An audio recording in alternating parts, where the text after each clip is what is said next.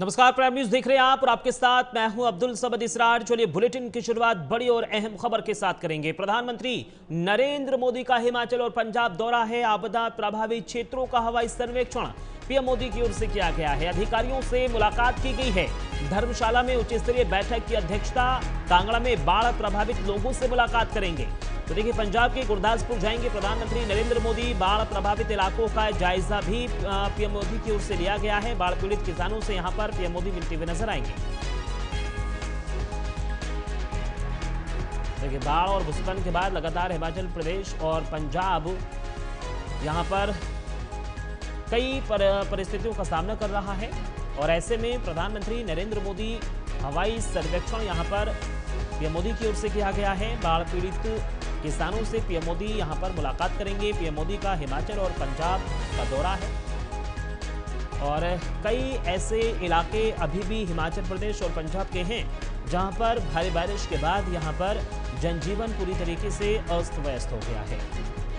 धर्मशाला में उच्च स्तरीय बैठक की पीएम मोदी यहां पर अध्यक्षता करेंगे। कांगड़ा में बाढ़ प्रभावित लोगों से पीएम मोदी की ओर से मुलाकात की जाएगी। तो देखिए, आपदा प्रभावित क्षेत्रों का पीएम मोदी हवाई सर्वेक्षण किया गया है पीएम मोदी की ओर से। ये तस्वीरों में आप साफ देख सकते हैं किस तरीके से पीएम मोदी हवाई सर्वेक्षण करते हुए आपको नजर आ रहे हैं।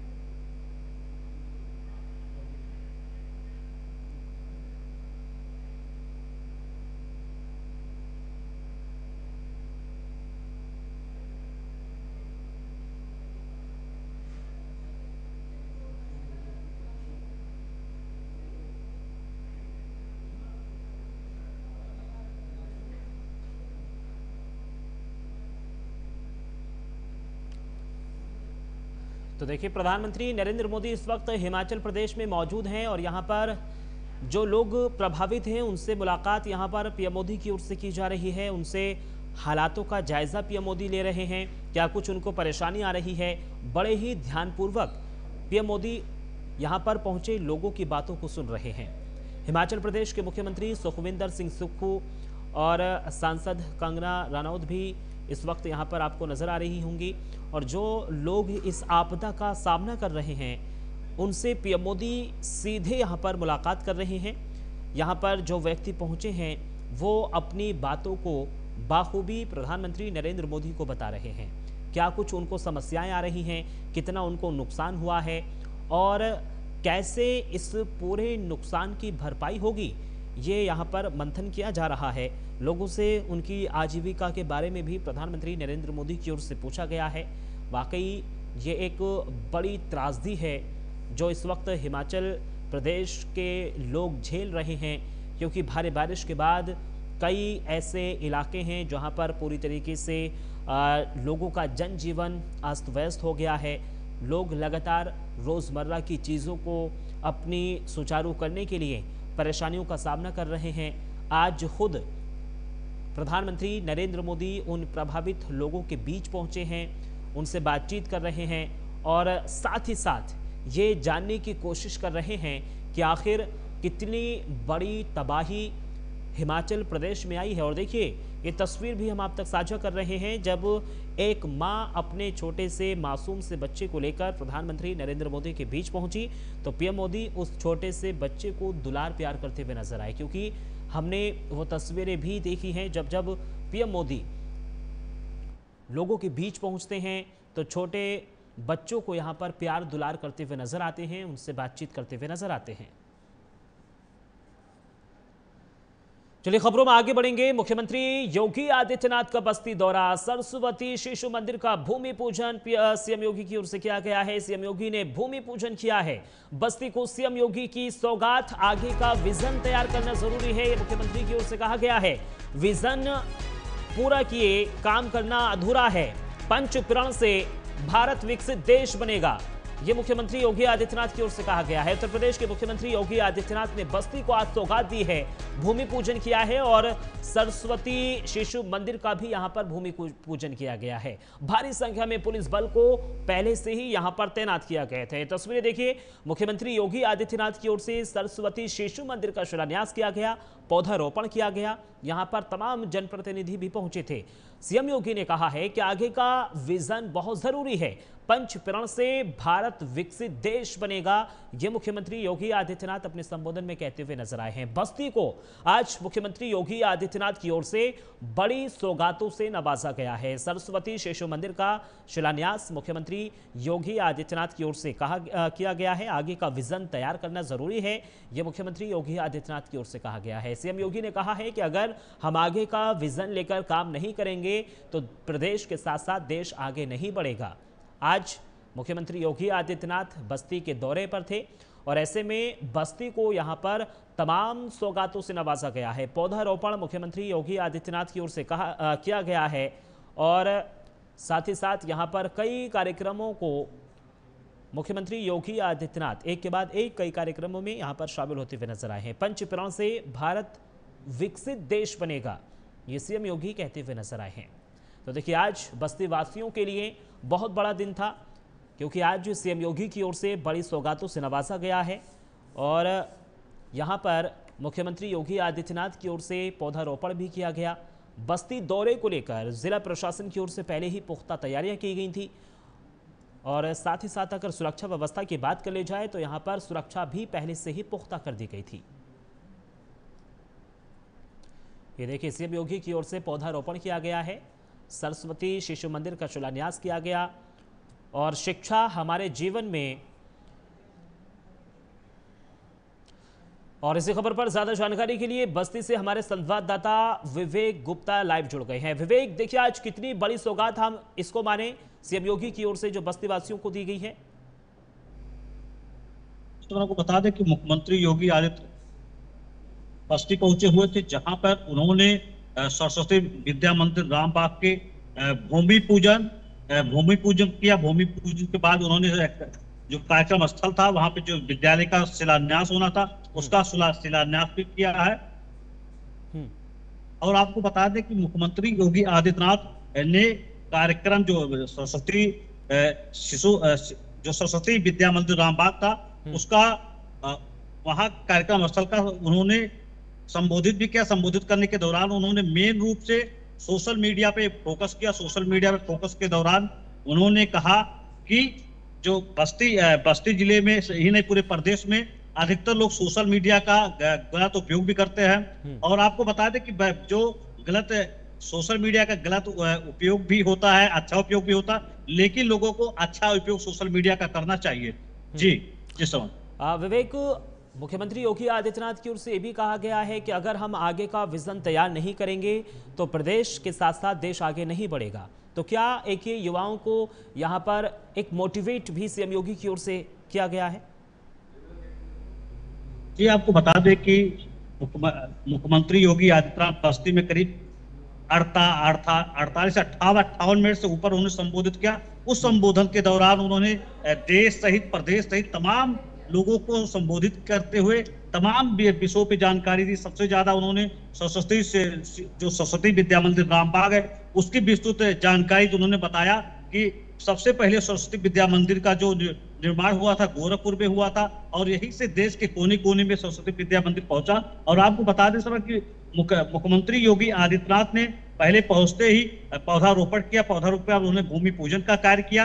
भूमि पूजन के कार्य करने के बाद उन्होंने कार्यक्रम संबोधित किया। और आपको बता दें मुख्यमंत्री योगी आदित्यनाथ के सुरक्षा व्यवस्था के व्यापक इंतजाम किए गए थे। और जैसे मुख्यमंत्री योगी आदित्यनाथ वहां पे पहुंचे, वहां पे जो मौजूद थे भाजपा के जिला अध्यक्ष विवेकानंद मिश्रा, जिला पंचायत अध्यक्ष संजय चौधरी और अजय सिंह गौतम, विधायक अजय सिंह सहित तमाम लोगों ने उनका वहां पे स्वागत किया। जी, तो आज बस्ती वासियों के लिए हम कितनी बड़ी सौगात इसको कह सकते हैं विवेक? जैसा कि आपको बता दें कि यहाँ पे जो ये मुख्यमंत्री का मेन कोई कार्यक्रम ऐसा नहीं था, लेकिन विद्यालय का जो संघ से जुड़ा हुआ विद्यालय उसका कार्यक्रम था। तो कोई विशेष सौगात मुख्यमंत्री जी ने यहाँ पे दी नहीं है। लेकिन यह है कि ये कार्यक्रम में शामिल हुए और कार्यक्रम में आके उन्होंने उत्साह बढ़ाया, लोगों को संबोधित किया। जो रामबाग विद्यालय है, जो सती शिशु मंदिर रामबाग, उनके जो प्रबंधक हैं, जो उनसे जुड़े लोग हैं, उन्होंने उनका हौसला भी बढ़ाया है। जी विवेक, तो क्या माने कि इस विद्यालय के शिलान्यास से जो शिक्षा की क्रांति है उसको और भी चार चांद लगेंगे? बिल्कुल चार चांद लगेंगे। और जैसा कि मुख्यमंत्री जी ने पहले ही बताया है कि वो गोरखपुर से विश्वविद्यालय की शुरुआत हुई थी, और बस्ती जिले में भी इसका एक विद्यालय है रामबाग, जो बस्ती जिले के ये मारी खावा में स्थित है, और वो 1 से लेकर 12 तक के जो उसका है वो संचालन होता है। लेकिन अन्य जो ब्रांच इसकी है ये बस्ती जिले के पसावा में शुरुआत हो रही, जिसका शिलान्यास आज मुख्यमंत्री योगी आदित्यनाथ जी ने किया। और कहीं ना कहीं इससे मुख्यमंत्री जी ने ये भी कहा है कि इससे जो लोग हैं, प्रशासनिक सेवा हुआ, देश के सेवा में हर स्तर पे लोग यहाँ से निकलकर आगे बढ़ेंगे। जी विवेक, आखिरी सवाल, और क्या कुछ कार्यक्रम थे मुख्यमंत्री योगी आदित्यनाथ के? आपको बता दें, सिर्फ मुख्यमंत्री योगी आदित्यनाथ का यहाँ बस्ती जिले में सिर्फ एक ही कार्यक्रम था, जो विद्यालय का शिलान्यास का कार्यक्रम था, और यहाँ से शिलान्यास करने के बाद वो यहाँ से लखनऊ के लिए रवाना हुए। ठीक है, बहुत बहुत शुक्रिया विवेक, तमाम जानकारी हमारे साथ साझा करने के लिए। चलिए खबरों में आगे बढ़ेंगे। मध्य प्रदेश में मुख्यमंत्री मोहन यादव की अध्यक्षता में हुई कैबिनेट बैठक में कई महत्वपूर्ण निर्णय लिए गए हैं। दीपावली के अवसर पर स्वदेशी मूवमेंट को बढ़ावा देने का फैसला किया गया है। मुख्यमंत्री ने सभी मंत्रियों को ये निर्देश दिए हैं कि वो जीएसटी बदलावों के बारे में जनता को जागरूक करें और साथ ही साथ स्वयं भी इसे गहराई से समझें। इस पहल का उद्देश्य स्वदेशी उत्पादों को प्रोत्साहन देना और साथ ही साथ आर्थिक आत्मनिर्भरता को बढ़ावा देना है। देखिए, आज मोहन कैबिनेट की बैठक हुई और इस कैबिनेट की बैठक में प्रदेश को कैसे आगे बढ़ाना है, जनता की किन किन ज़रूरतों को पूरा करना है और साथ ही साथ प्रदेश को कैसे आर्थिक स्थिति में मजबूती बनाना है, उसको लेकर तमाम विचार विमर्श किए गए। और मुख्यमंत्री डॉक्टर मोहन यादव की ओर से मंत्रियों को ये भी सलाह दी गई है कि जो जीएसटी में केंद्र सरकार की ओर से कटौती की गई है वो जनता के बीच जाकर उसके फायदे बताएं और स्वयं भी उन सभी चीज़ों को बड़े ही ध्यानपूर्वक पढ़ें। कई महत्वपूर्ण फैसलों को इस कैबिनेट की बैठक में मंजूरी भी मिली है। कैबिनेट बैठक में कई ऐसे प्रस्ताव थे जिनको हरी झंडी आज इस बैठक में दी गई है।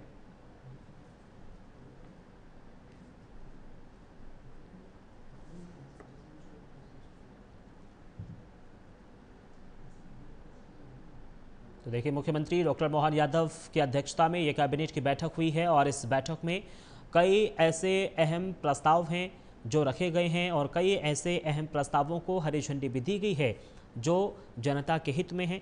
बैठक में प्रदेश को कैसे आर्थिक स्थिति में मजबूत करना है वो भी विचार विमर्श इस बैठक में हुआ है और साथ ही साथ मुख्यमंत्री डॉक्टर मोहन यादव की ओर से सभी कैबिनेट मंत्रियों को ये सलाह दी गई है, उनको ये निर्देश दिए गए हैं कि जो जीएसटी में बदलाव हुआ है जनता को सर्वोपरि रखते हुए और इन सभी जीएसटी के लाभों को जनता के बीच पहुंचकर वो बताएं। खबरों में आगे बढ़ेंगे। मुख्यमंत्री डॉक्टर मोहन यादव ने बड़ी कार्यवाही की है। सीएम ने समाधान ऑनलाइन की समीक्षा बैठक में संविदा लेखपाल की सेवाएं समाप्त कर दी हैं। साथ ही 4 पटवारी को निलंबित करने और अधिकारियों की वेतन वृद्धि रोकने के निर्देश दे दिए हैं। इसी के साथ 4 तहसीलदारों के विरुद्ध कार्यवाही का प्रस्ताव भी भेजा है और वन मंडल अधिकारियों को कारण बताओ भी नोटिस जारी किया गया है। दरअसल मुख्यमंत्री डॉक्टर मोहन यादव ने समाधान ऑनलाइन कार्यक्रम के अंतर्गत बालाघाट, उमरिया, देवास, भिंड, पन्ना, शहडोल, मऊगंज, कटनी, पांडुरना, टेकमगढ़, रायसेन और दमोह से जुड़े 12 प्रकरणों की सुनवाई की। आवेदकों से संवाद किया और निराकरण की स्थिति की जानकारी भी ली। सीएम ने बताया कि सभी कलेक्टर्स और पुलिस अधीक्षकों को ये निर्देश दिए गए हैं कि लंबित प्रकरणों पर पैनी नजर रखें, योजनाएं समय सीमा में क्रियान्वित हो और साथ ही साथ स्थानीय स्तर पर आवेदकों की समस्याओं का तत्काल समाधान हो।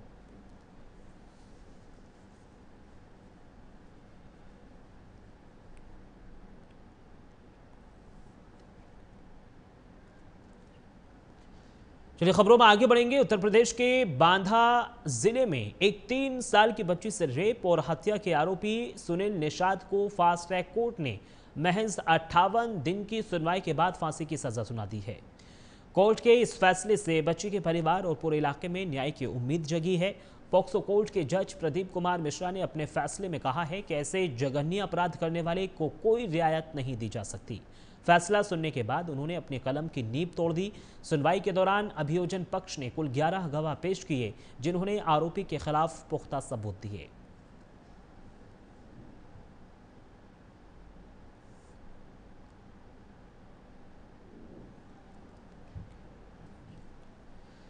चलिए खबरों में आगे बढ़ेंगे। बिजनौर के अफजलगढ़ में 2 दिवसीय day night Apollo club volleyball tournament का आयोजन किया गया, जिसमें रायपुर नगीना देहात की टीम ने शानदार प्रदर्शन करते हुए ट्रॉफी पर कब्जा जमाया। फाइनल मुकाबले में अफजलगढ़ एफसीसी काली आंधी को हराकर विजेता बनी और रायपुर टीम को ट्रॉफी के साथ 10,000 रुपये नगद पुरस्कार भी दिया गया।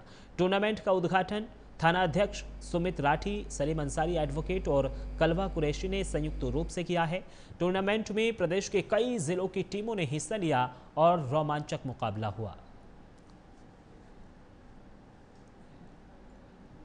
मध्य प्रदेश सरकार ने सोमवार को बड़ी संख्या में अफसरों के तबादले किए। आधी रात के बाद 30 आईपीएस अफसरों के तबादले किए गए। गृह विभाग के आदेश में 15 जिलों के एसपी बदल दिए गए हैं। इससे पहले शाम को 18 डीआईजी स्तर के आईपीएस अफसरों के तबादले हुए थे, जिसमें से 2 जिलों के एसपी भी शामिल थे। इस तरह कुल 3 आदेशों में सरकार ने 50 आईपीएस और 14 आईएएस अफसरों के तबादले एक साथ किए हैं। तो देखिए 15 जिलों के एसपी बदले गए हैं। देर रात इन सभी आईपीएस अफसरों के कार्य क्षेत्र में बदलाव किया गया है। डीआईजी स्तर के 18 आईपीएस इससे पहले बदले गए थे और साथ ही साथ 14 आईएएस अफसरों के भी तबादले हुए हैं।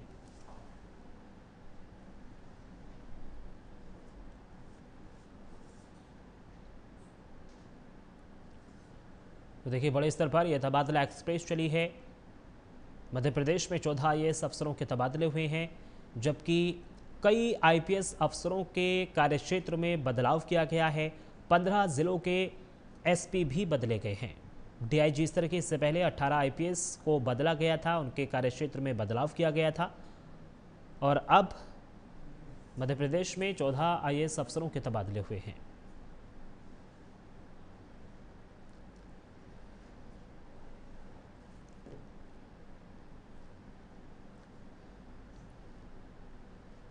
देखिए मध्य प्रदेश सरकार ने 14 आईएएस अफसरों के तबादले किए हैं, जबकि कई आईपीएस अफसरों के तबादले हुए हैं। इसमें 15 जिलों के एसपी भी बदले गए हैं। इससे पहले डीआईजी स्तर के 18 आईपीएस भी बदले गए थे।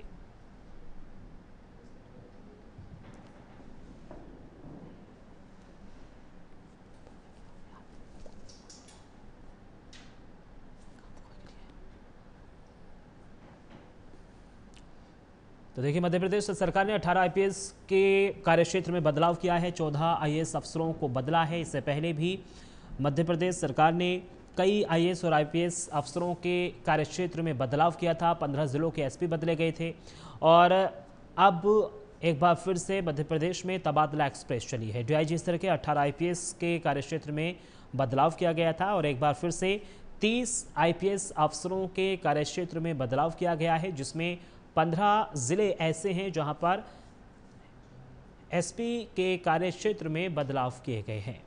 डीआईजी स्तर के 18 आईपीएस इससे पहले बदले गए थे और ये देर रात मध्य प्रदेश सरकार ने गृह विभाग के आदेश के बाद यहां पर तबादला एक्सप्रेस चलाई है। 30 आईपीएस अफसरों के इसमें तबादले हुए हैं। 15 जिलों के एसपी बदले गए हैं। इससे पहले डीआईजी स्तर के 8 आईपीएस भी बदले गए थे।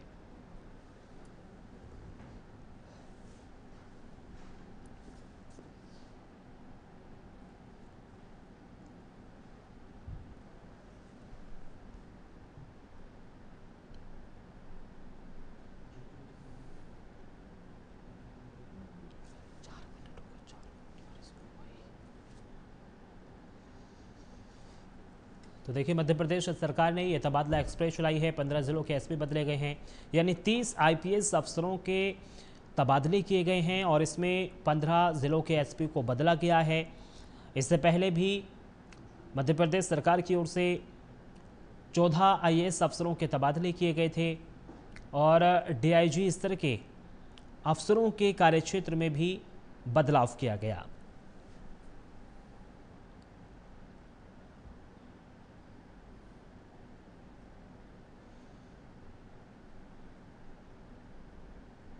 देखिए, अलग अलग जिम्मेदारियां इनको सौंपी गई है और सुरक्षा के लिहाज से और जनता को उनके समय के मुताबिक उनकी समस्या का समाधान हो, ये सर्वोपरि मध्य प्रदेश सरकार की ओर से रखा गया है। और यही वजह मानी जा रही है कि इन सभी पुलिस कप्तानों के कार्यक्षेत्र में बदलाव किया गया है। 30 आईपीएस अफसरों के तबादले हुए हैं, जिसमें 15 जिलों के आईपीएस अफसर बदले गए हैं। डीआईजी स्तर की अगर बात की जाए तो 18 आईपीएस बदले गए हैं।